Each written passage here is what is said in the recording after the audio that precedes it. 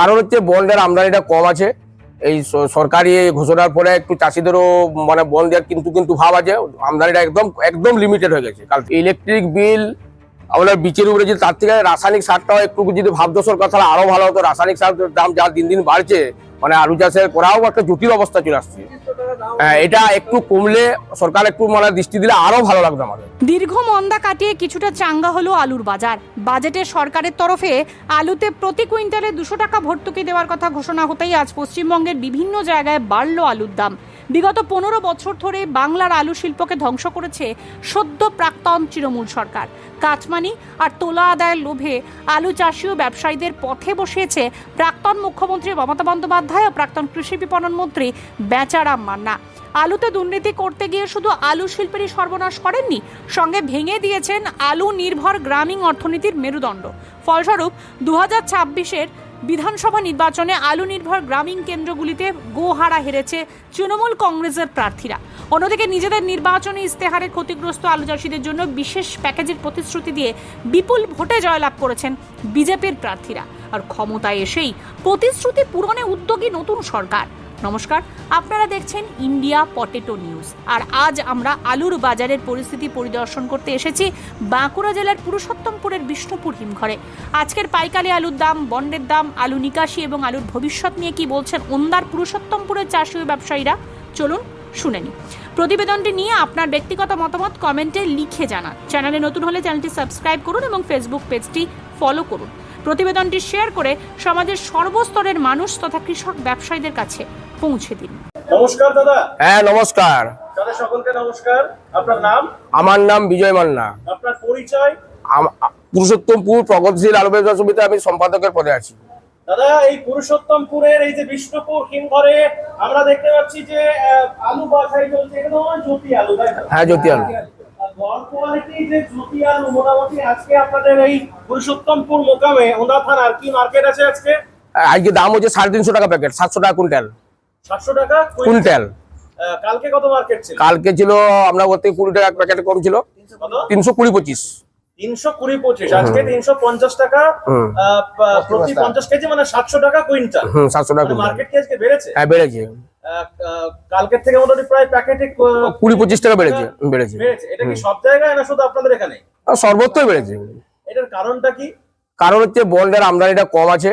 এই সরকারি ঘোষণার পরে একটু চাষিদেরও মানে বন্ডের কিন্তু ভাব আছে, আমদানিটা একদম একদম লিমিটেড হয়ে গেছে কাল থেকে। যে কারণের জন্য কি মার্কেট তার জন্য একটু বেড়েছে। তো আর জ্যোতি আলুর ফ্রি বন্ড আজকে কি দাম হচ্ছে আপনাদের এখানে? আজকে 190 থেকে 200 টাকা প্যাকেট। আচ্ছা, তাই নাকি? মানে যে দামে আলুটা মানে আনলোডিং স্টার্ট হয়েছিল প্রায়, এখন তাহলে সেই দামটাই আজকে এসে পৌঁছে গেছে। সেই দামটাতে এসে পৌঁছে গেছে। তো মার্কেটে আপনি বলছেন বন্ড খুব একটা দেখা মিলছে না, মানে গতকাল বা পরশু থেকেই কি তাহলে এই চিত্র নাকি? হ্যাঁ, এই চিত্রটা কাল থেকে বিশেষ করে আরম্ভ হয়েছে।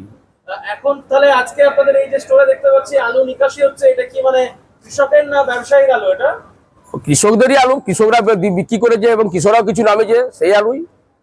তো মার্কেট যে ঊর্ধ্বমুখী হয়েছে, এর ফলে কৃষকদের মধ্যে কি মানে প্রবণতা দেখতে পাচ্ছেন? কৃষকদের খুব ভালো লাগছে, যত বাড়বে তত তাদের ভালো না হয়। এত খারাপ বাজার অবস্থা, চাষি তো প্রচুর লস হচ্ছিল না। জ্যোতি আলুর যেগুলো আপনাদের এখানে ক্যাট এবং কাট পিস বাছাই হচ্ছে, কি দাম হচ্ছে দাদা আজকে? ক্যাট 100 টাকা প্যাকেট আর কাট পিস 120-25 টাকা প্যাকেট। একটু বড় বড় আলু থাকে নাকি না? এখানে ডালার কাজও হয়? ডালার কাজ এখানে কম হয় না। বড় বড় আলু রয়েছে। হ্যাঁ,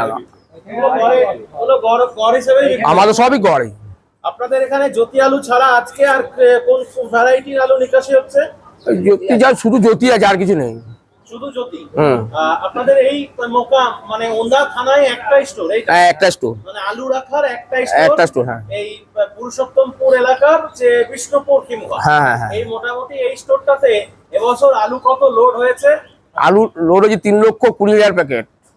আর মোটামুটি আজ পর্যন্ত টোটাল নিকাশি কত? নিকাশি হচ্ছে 31,000 প্যাকেট। 31,000 প্যাকেট। শুধু আজকে কত? শুধু আজকে 1114 ব্যাগ। এটা কি ভিজা এবং ড্রাইং মিলিয়ে? সব মিলিয়ে। তার মধ্যে মোটামুটি যেটা ড্রাইং হচ্ছে কতটা হবে? ও 1000 টাকা ধরুন। তো এই যে বলছেন মার্কেটটা বেড়েছে, এইটা কতদিন ধরে থাকবে বলে মনে হচ্ছে, নাকি আর বাড়তেই থাকবে এটা? সেটা এখন কি করে বলবো, এখন তো বাড়ছে, যখন বাড়ার দিকেই বলবো, আশা করছি আরো কিছু বাড়বে। 50,000 টাকা ফ্রি বন, মানে 250 টাকা প্রতি প্যাকেট ফ্রি বন আসার জায়গা রয়েছে এই সপ্তাহের মধ্যে, হবে মনে হচ্ছে।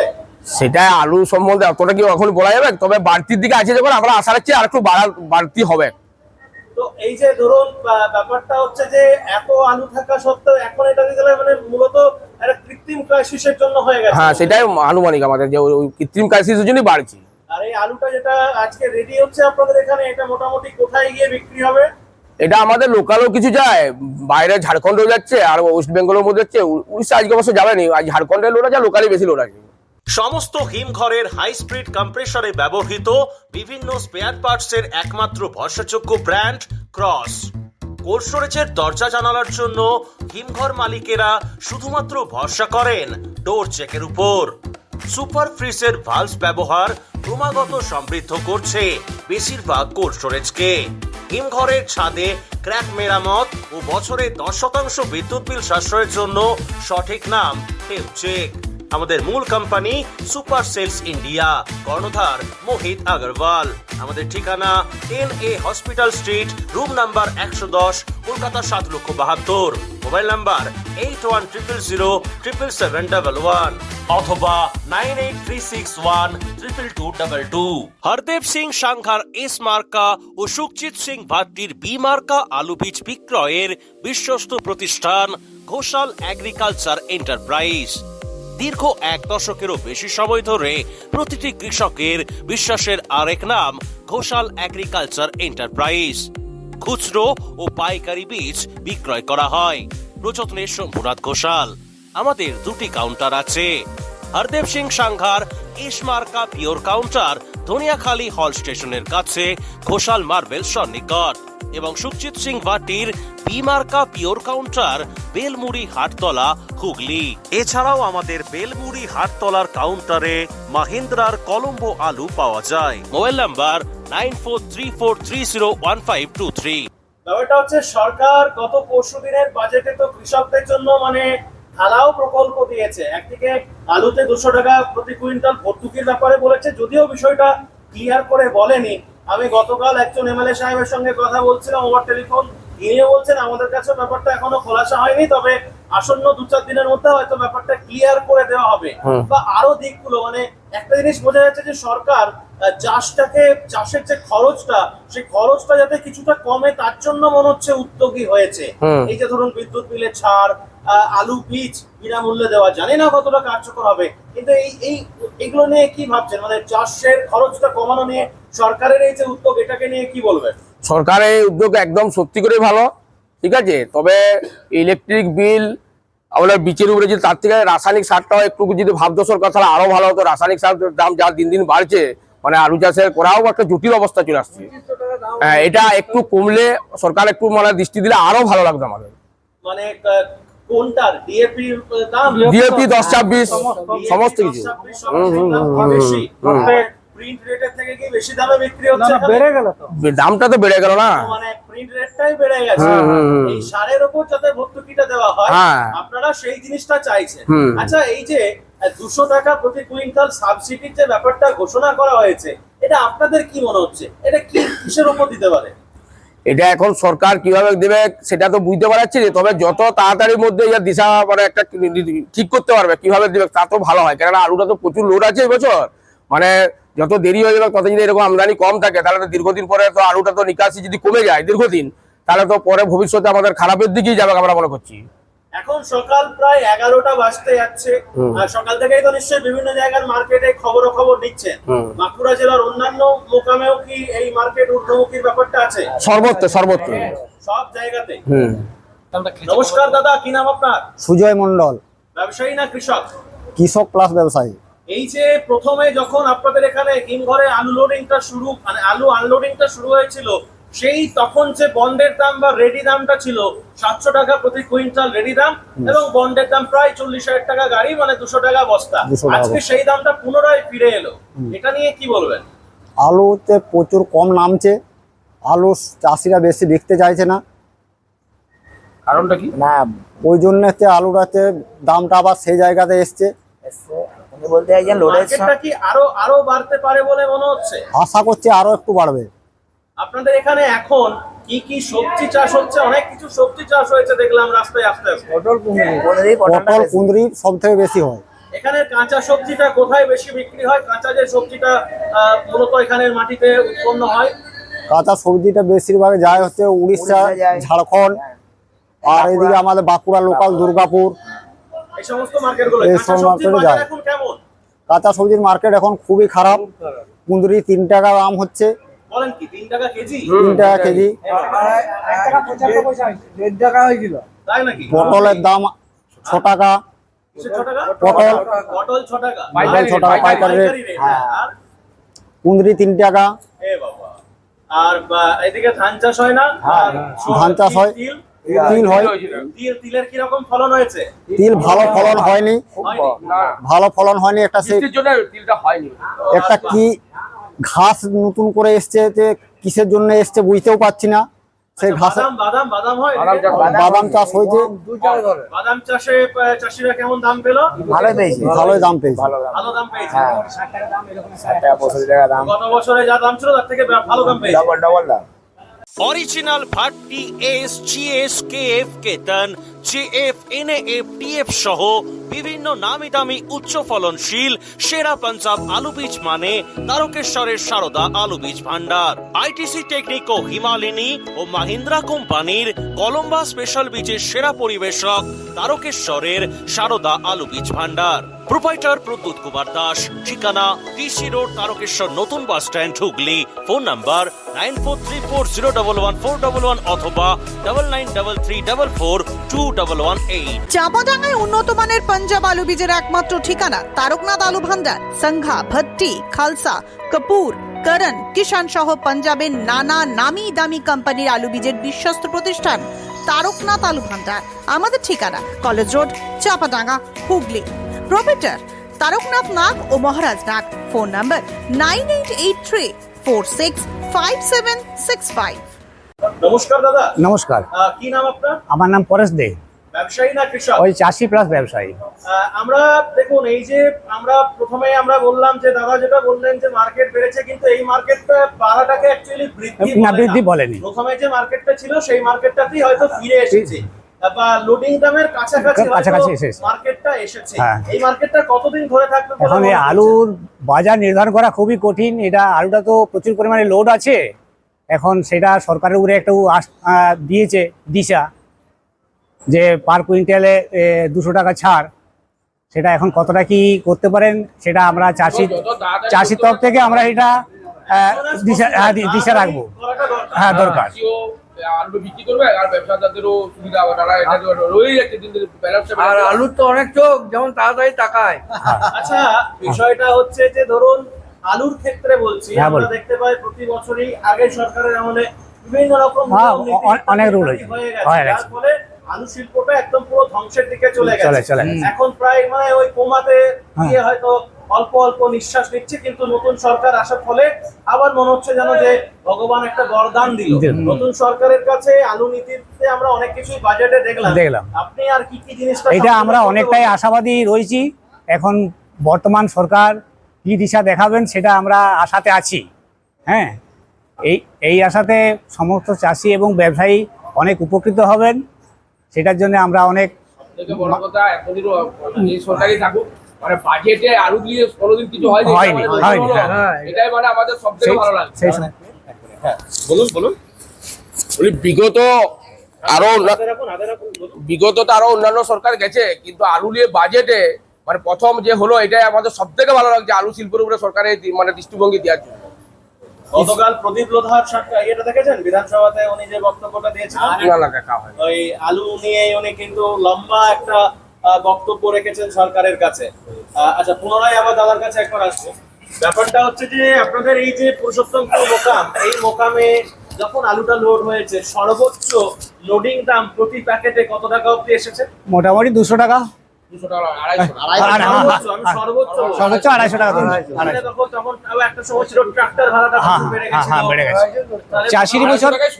চাষির তো বছর অনেকটাই খরচ বেশি হয়ে গেছে।